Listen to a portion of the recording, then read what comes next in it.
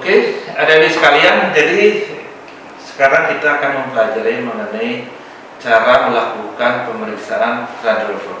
Ya, jadi pemeriksaan radiolog itu dilakukan adalah untuk pemeriksaan fisik pada pasien-pasien dengan varises. Ya, varises seperti biasa.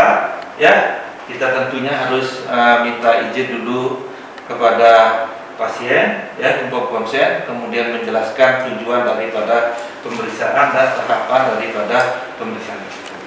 Ya, nah setelah itu langsung kita melakukan pemeriksaan.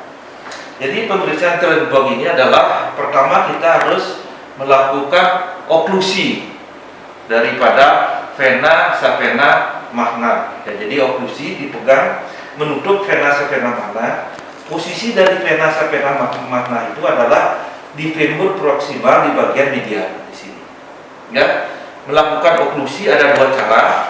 Pertama adalah dengan memakai tourniquet, atau kalau tidak ada tourniquet, adik bisa ditekan seperti ini di bagian femur. Ya, tekan segini. Tujuannya adalah supaya menekan adalah vena sapena magna. Ya, nah kita lakukan.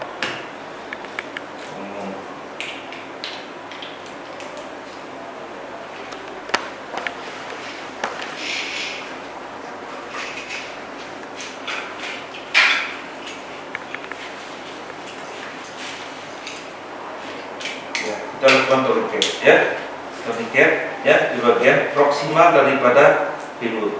Ya.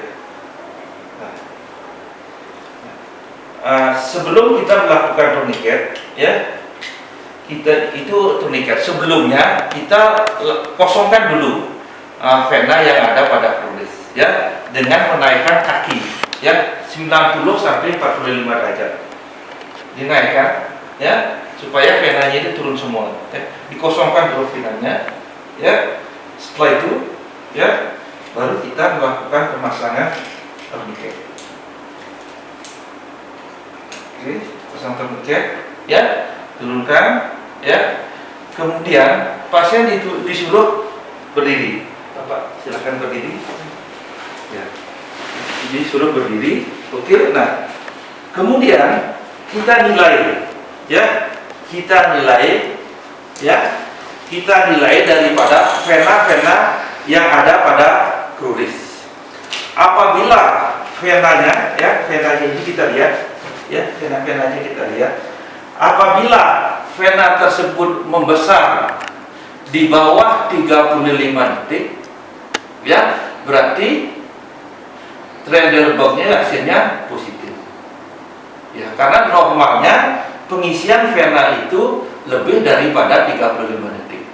Tetapi kalau begitu pasien berdiri, venanya langsung membesar, ya, dilatasi, berarti pasien itu positif, dia menderita suatu varises. Ya, tetapi kalau pengisiannya lebih dari 35 detik, berarti bukan. Ya, dinilai, ya. Nah, setelah kita nilai venanya tersebut, nah, baru kita lepas daripada tourniquet tersebut. Nah, demikianlah cara pemeriksaan daripada tes radiolog. Okay. Ya, adik-adik sekalian, sekarang kita akan melakukan pemeriksaan Workman sign. Jadi Workman sign itu adalah pemeriksaan untuk menentukan atau pemeriksaan fisik untuk pasien-pasien dengan deep vein thrombosis atau DVT. Jadi pada pasien-pasien dengan DVT, kita nilai apakah terjadi bendungan atau obstruksi pada vena-vena, pada terutama vena-vena yang dalam. Ya, caranya adalah, ya, kita melakukan pijitan pada gastrocnemius. Ya, pada gastrocnemius, tangan kiri melakukan pijitan, sedangkan tangan kanan kita melakukan dorsofleksi pada kakinya ini. Ya, pada pedisnya kita lakukan dorsofleksi. Ya, dorsofleksi. Kemudian kita tanyakan kepada pasien, ya, Bapak sakit? Tidak. Ya. Kalau umpamanya pasiennya menyatakan bahwa pasiennya itu sakit terus menerus dan posisinya di dalam sakitnya itu, berarti pasien tersebut adalah menderita deep vein thrombosis. Ya, jadi sakitnya itu persisten terus-terusnya dan di dalam setelah kita melakukan dorsifleksi ya dan pijatan pada gastrocnemius. Ya, sakitnya itu biasanya terjadi pada betis ya yang kita pijit ini biasanya. Ya, yang kita pijit ini. Jadi posisinya begini ya, 10 derajat kakinya ya sambil kita pijat. Ya, oke, demikian ya adik-adik. Sekarang kita melakukan petes test, ya, petes test atau petes sign, ya, petes pemeriksaan petes ya seperti biasa. Adik-adik minta izin kepada pasiennya dulu dan menjelaskan tujuannya dan jadi inform konsen, ya. Nah setelah itu ya sama kita melakukan oklusi ya pada vena superficial yaitu vena savena mahna. Jadi pemeriksaan petes test ini adalah untuk pemeriksaan penunjang daripada pasien varises. Tujuannya adalah untuk mengetahui apakah ada oklusi pada vena femoralis atau vena dalam. Ya, yang pertama adalah kita melakukan tourniquet pada percabangan antara vena savena magna dengan vena femoralis. Ya, pasang tourniquet. Oke, setelah dipasang tourniquet, pasiennya disuruh berdiri. Silahkan Bapak berdiri. Nah, kemudian setelah berdiri, pasiennya itu disuruh berjalan selama satu menit, berjalan menggerakkan kaki. Tujuannya adalah supaya otot-ototnya berkontraksi sehingga dia bisa memompa daripada vena-vena tersebut. Ya, Bapak silakan berjalan. Ya, kiri di sini aja Bapak. Nih, maju mundur ya. Sambil digerak-gerakkan kakinya yang kanan. Nih. Ya, gerak-gerakan ya. Jadi dia bergerak selama 1 menit. Oke, kiri Bapak, kiri maju mundur selama 1 menit. Ya. Oke. Setelah 1 menit, ya kita lihat venanya. Apakah venanya itu mengalami pelebaran atau dilatasi atau tidak? Ya, vena-vena pada kaki kita lihat. Ya, apakah dia mengalami suatu pelebaran atau tidak? Ya, kita nilai. Ya. Nah, apabila dia mengalami suatu dilatasi atau pelebaran atau pembesaran venanya, berarti hasilnya adalah positif. Jadi petes testnya adalah positif. Tetapi kalau tidak, berarti tidak terjadi obstruksi pada arteri femoralis. Vena ankle brachial index. Hi, I'm John Cook. I'm a professor of medicine in the Division of Cardiovascular Medicine here at Stanford, and today I'm going to show you how to detect peripheral arterial disease in the office setting using the ankle brachial index, which is simply a measure of ankle pressure divided by the pressure at the arm, the brachial pressure. There are about 8 million people in the country with peripheral arterial disease, but only about 30% have been diagnosed. But with a simple handheld Doppler and a blood pressure cuff, measurements at the ankle and at the arm can give you an ankle brachial index to tell you whether or not the person in your office has peripheral arterial disease. Everyone over the age of 60 and anyone over the age of 50 that's diabetic or smoker should have this test done to determine if they have peripheral arterial disease, because we have life and limb-saving medical therapies for these individuals, like ACE inhibitors and statins and antiplatelet agents and even beta blockers can be used in patients with peripheral arterial disease. So let's get started. So for the ankle brachial index, we need a handheld Doppler, and we also need some ultrasonic gel, and we need blood pressure cuff. We want the patient in a dimly lit, quiet room for about 10 minutes, relaxed, so that the blood pressure stabilizes. Okay, so what we're going to do first is measure the pressure at the arm. And we're going to use the same technique to measure pressure at the arm that we're going to use to measure pressure at the ankles. So I'm putting the blood pressure cuff around the arm right now. You want it to be snug. And now I'm going to put some ultrasound gel right here in the antecubital space over the brachial artery. So my fingers are on the brachial artery there. Having done that, now I can listen for the signal with my handheld Doppler. Now, that's a nice signal.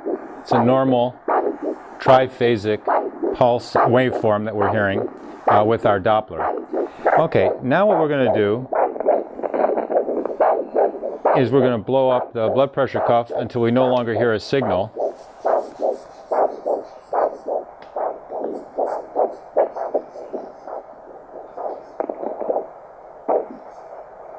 Okay, and we're going to gradually release the pressure until we hear the signal again.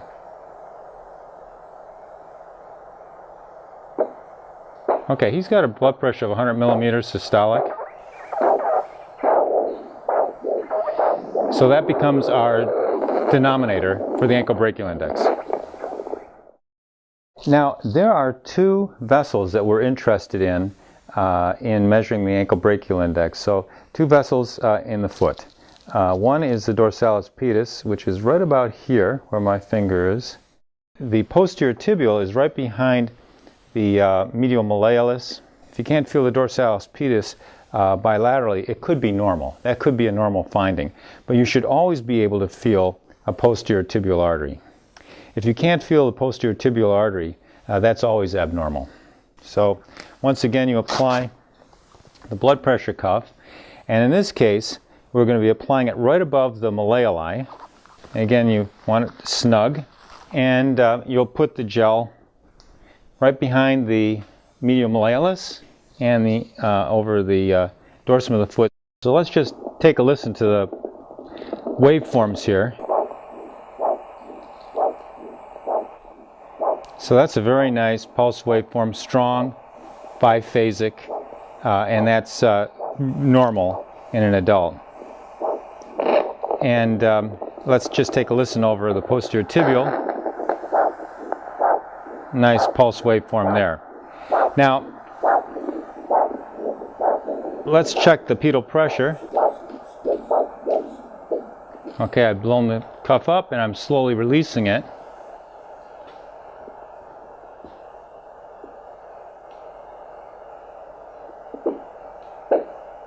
And that was about 110 millimeters of mercury.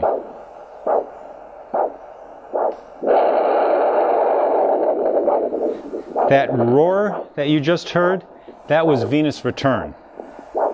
I'll actually demonstrate that. This is the arterial signal. You can hear that.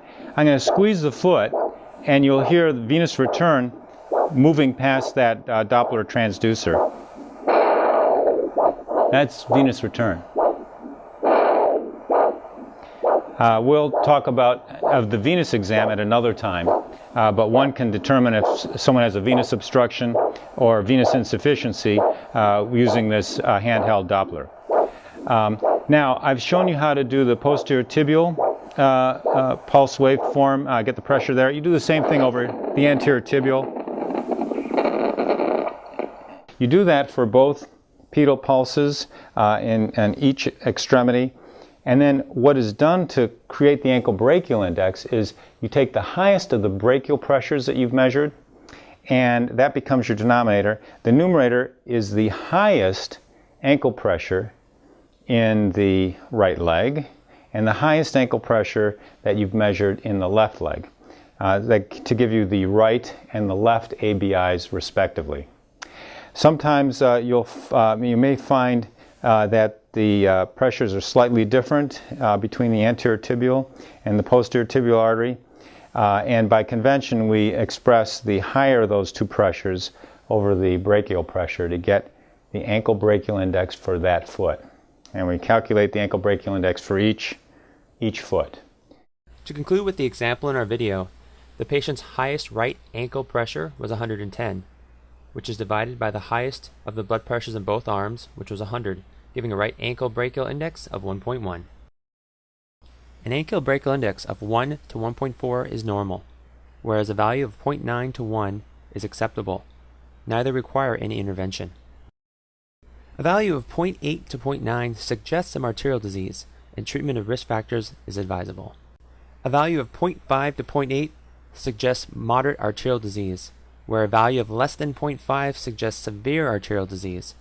Either category should be referred to a vascular specialist.